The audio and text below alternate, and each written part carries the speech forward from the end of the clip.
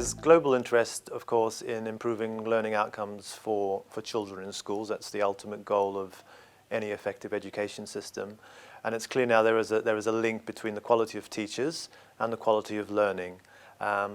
Therefore, improving the quality of teachers is one important way of improving the quality of learning. But in order to improve teaching, we need to have a good sense of teachers' current levels of competence. That's where teacher evaluation comes in. It is the process through which we evaluate teacher competence, allows us to understand where teachers are, and then we can take targeted action to improve their abilities. Teacher competence is quite a complex issue. It relates first and foremost to what teachers do in the classroom, which is teacher performance, and that in itself comprises a wide range of skills to do with not just with the planning, which takes place before the lesson, but with the delivery of lesson, management, responding to learners, engaging learners, assessing learners. But teacher competence also extends beyond the classroom, and there's a wide range of professional behavior, such as engaging in professional development, collegiality, contributions to the school, engagement with parents, wider social engagement. These vary from context to context, but they're all part of teacher competence, and therefore a comprehensive approach to teacher evaluation will not focus only on what teachers do in the classroom, but look more broadly at the competences, skills and knowledge teachers can be expected to have.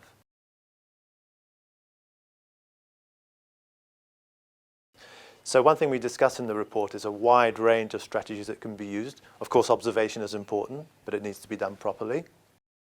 But additional strategies, which may include evaluations by students, input by parents, teachers' evaluations of themselves, self-assessment or self-evaluation, things like portfolios, professional conversations between teachers and school leaders, peer observation as well. Clearly what we're looking for is a system which uses multiple sources of relevant, high-quality evidence over time.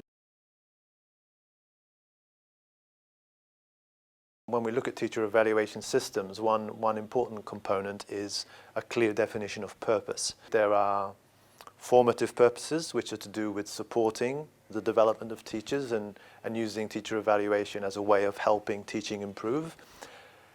And there are summative purposes, which are to do more with a judgment about a teacher's competence, which may be reflected in a score, which may be used as the basis of decisions about promotion or career.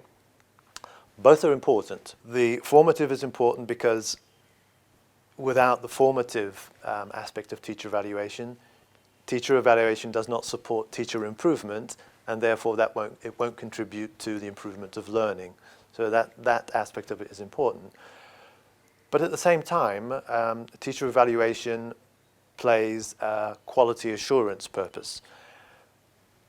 And I appreciate it's quite a difficult issue, but that does mean that where teachers are not performing to the desired standards, teacher evaluation is a way of identifying them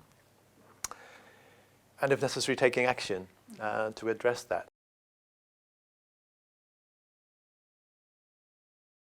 I think a vital element in an effective teacher evaluation system is that evaluators are properly trained. We need to ensure they have the skills, the knowledge, the understandings to do their job properly. And those understandings are not just technical, they're also interpersonal, because teacher evaluation is a very sensitive process. And when it's not done sensitively, it can be damaging to the teachers. Sometimes, if we talk about self-evaluation, teachers themselves are the evaluators, but the same argument applies. Teachers need to be given the skills, the knowledge, the understandings, the support to make sure they can self-evaluate effectively. So the overall argument is the same, whoever the evaluators are. We talk about asking students to evaluate teaching, the same issue. Students need to be prepared for that role. We ask about parents giving feedback, same again. In a sense, when we talk about learner assessment, we always say it's important that the assessment criteria are clearly defined. And if they're not, well, it's difficult to assess the work learners produce. The argument is no different for teachers. If we want to evaluate teachers, we need to be clear about the criteria against which teachers are being assessed. These may vary from context to context, although there are, in broad terms, general understandings about what it is teachers need to know and be able to do, which are mentioned in the report and provide useful reference points. One particularly prominent trend and topic that's discussed is the link between learning outcomes and teacher evaluation. And the argument that has been presented is that the ultimate measure of teacher competence is how learners perform. A few things to keep in mind is that there are, of course, many other factors that influence what learners learn. The second point to keep in mind is that learning outcomes is much more than student achievement. There are many other, some would argue, equally important learning outcomes,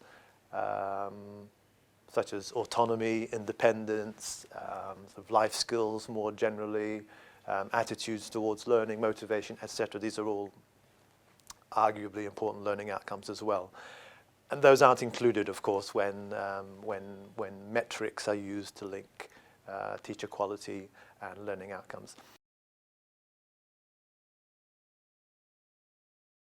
There is a large literature on teacher evaluation globally across the curriculum.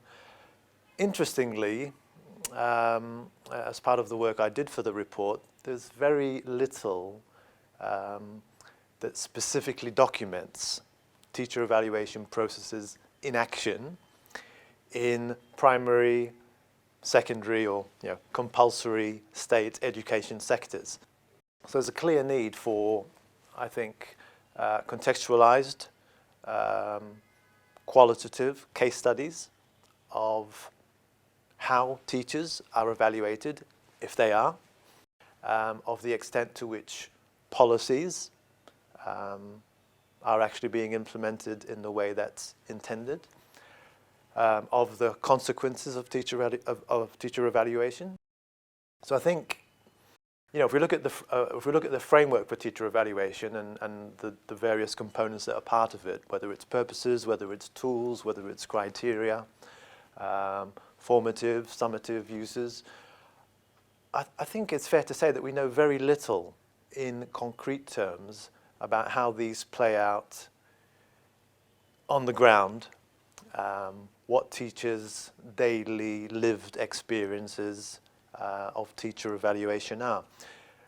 And there always is a suspicion there is probably a gap between policy, which very often does reflect good practice theoretically, on the one hand, and on the other, what's happening on the ground. So I think it's important that we start collecting accounts of how teachers experience teacher evaluation in their lives.